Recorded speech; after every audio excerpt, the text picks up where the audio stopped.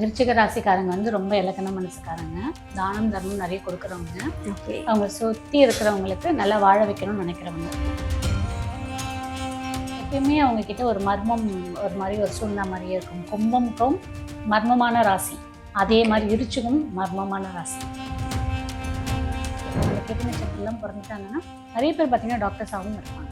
பணம் வரும், நிறையவே வரும், நிறையவே சேமித்து வைப்பாங்க. விருச்சிகம் கொஞ்சம் கஞ்சமும் கூட. அப்பாவும் அம்மாவுமே அவங்களுக்கு ரொம்ப சப்போர்ட்டிவாகவும் இருப்பாங்க. ஆனால் இவங்க உங்களுக்கு ஃப்ளெக்சிபிளாக இருக்க மாட்டாங்க. அதுதான் பிரச்சனை. அது இருந்துட்டாங்கன்னா இவங்க லைஃப் சூப்பராக இருக்கும்.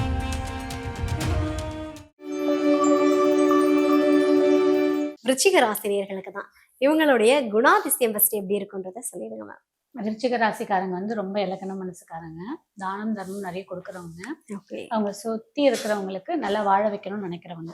எப்பயுமே அவங்க கிட்ட ஒரு மர்மம், ஒரு மாதிரி ஒரு சூழ்நிலை மாதிரியே இருக்கும். கும்பமுக்கும் மர்மமான ராசி, அதே மாதிரி விருச்சிகம் மர்மமான ராசி. அது கேரக்டராக இருந்தாலும் சரி, அங்க இருக்கக்கூடிய கிரகங்களும் சொல்லக்கூடிய விஷயமாவும் அப்படிதான் இருக்கும். விருச்சிகத்தை பொறுத்த வரைக்கும் ரொம்பவே கொஞ்சம் அமைதியாகவும் இருப்பாங்க. ஆனா திடீர்னு வெடிச்சாங்கன்னா டமால்னு வெடிச்சுக்கிற அளவும் இருப்பாங்க.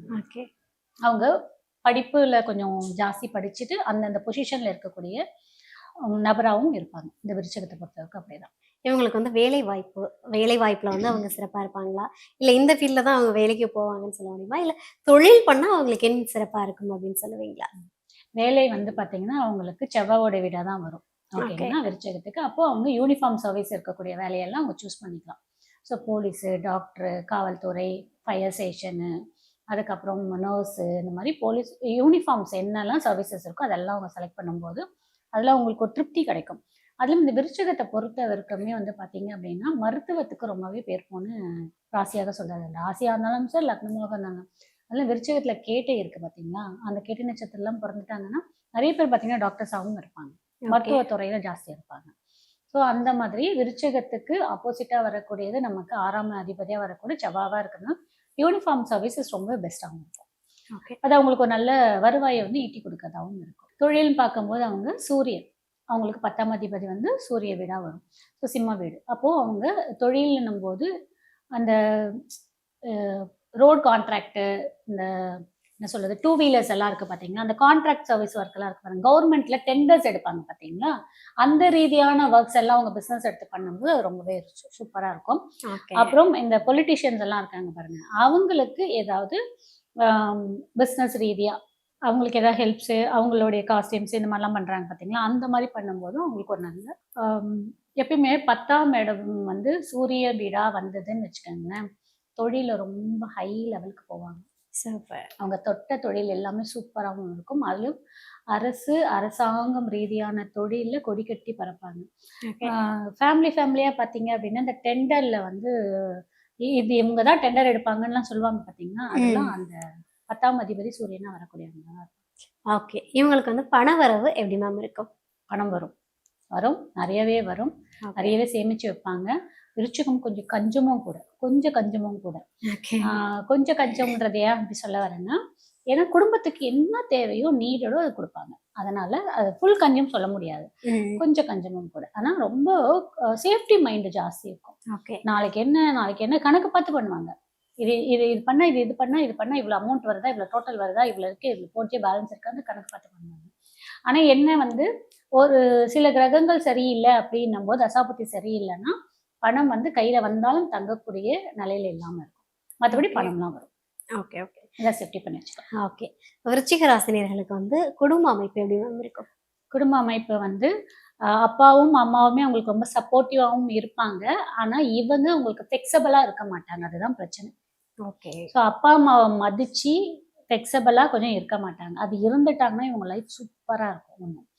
அதே மாதிரி பார்ட்னர்ஸ் மோஸ்டா விருச்சிக ராசிக்கு காதல் கல்யாணம் ஜாஸ்தி வாய்ப்பு.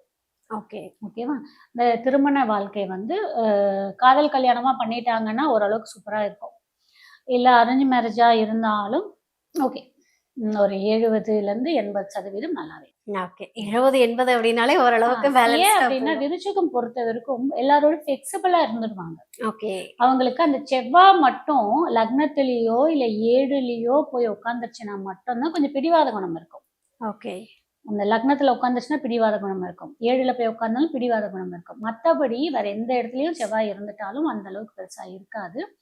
மேரேஜ் லைஃப் அந்த பிடிவாத குணம் இருந்தா மட்டும்தான் ஃபேமிலி லைஃப்ப கொஞ்சம் டிஸ்டர்ப் பண்ணுமே தவிர மத்தபடி சூப்பரா தான். பிடிவாதம் தான் இருக்கக்கூடாது. விட்டு கொடுத்து போகும்போது தானே எதுவுமே ஈகோ இஷ்யூஸ் அப்பப்ப தலைய எட்டி பார்க்கும். Okay okay. மத்தபடி பெருசா ஒண்ணும் இருக்காது. ஈகோ எட்டி பார்த்தாலே பிரச்சனை ஸ்டார்ட் ஆயிடுமே மேம்.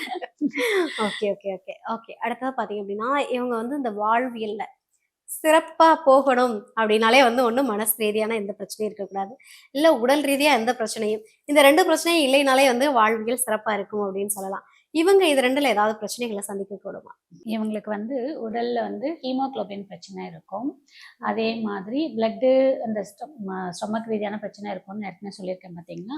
ஸோ இந்த பிரச்சனைக்கு இவங்களுக்கு சொல்யூஷன் கிடைச்சிடும். அதான் பெரிய ப்ளஸ்ஸே. ஏன்னா இவங்களுக்கு 6ஆம் அதிபதியா வரக்கூடிய கிரகம் வந்து நமக்கு செவ்வாவா வராரு பார்த்தீங்கன்னா, ஸோ ஒரு ட்ரீட்மெண்ட்டுக்கு சீக்கிரம் ரிசல்ட் கிடைச்சிடும்.